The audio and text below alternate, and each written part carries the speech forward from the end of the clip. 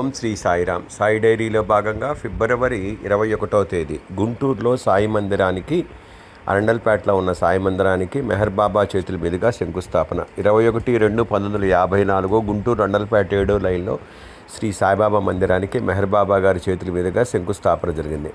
ఆయన ముందు రోజు విజయవాడ వచ్చి అక్కడి నుంచి ఫిబ్రవరి 21వ తేదీన గుంటూరు వచ్చి ఒక భక్తుడి గృహానికి వెళ్ళి అనంతరం అండల్పేటలో సాయి మందిరం ప్రాంగణంలో నేల మీద ఆసీనులైన బాబా గారిని స్వాగతించినారు.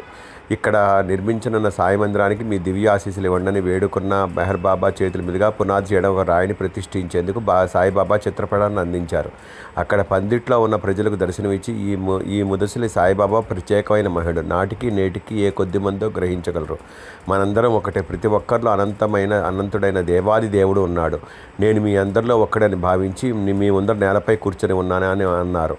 ఇప్పటికీ అరండల్పేట 7వ లైన్లో శ్రీ సాయి మందిరంలో గురువారం రోజున విపరీతమైన భక్తులు వస్తారు. గురుదేవులు శ్రీ ఆదిపూడి మోహన్ రావు గారు సజీవంగా ఉన్నప్పుడు, ఆ తర్వాత కూడా వారి గురుదేవులు శ్రీ ఆదిపూడి వెంకటేశ్వర గారి ఆధ్వర్యంలో కొన్ని వేల ఓం శ్రీ సాయి జపయజ్ఞ కార్యక్రమాలు జరిపించారు. ఆ సాయి అనుగ్రహం వల్లనే ఈరోజు సాయి డైరీ చెప్పడానికి అదృష్టం కలిగింది వెంకటేశ్వర సాయిరాం గారు భావిస్తారు. ఆ రోజు మెహర్ బాబాను చూడటానికి గుంటూరులో అనేక ప్రాంతాల నుండి సుమారు 5,000 మంది భక్తులు వచ్చారు. భక్తులందరికీ మెహర్ బాబా తన సహస్రాలతో అరటి పండ్లను ప్రసాదంగా ఇచ్చారు. మెహర్ బాబా తనకు హారతలు ఇవ్వడం కానీ, సన్మాన పత్రాలు చదవడం కానీ అవసరం లేదని చెప్పిన నిరాడంబరులు సద్గురువు.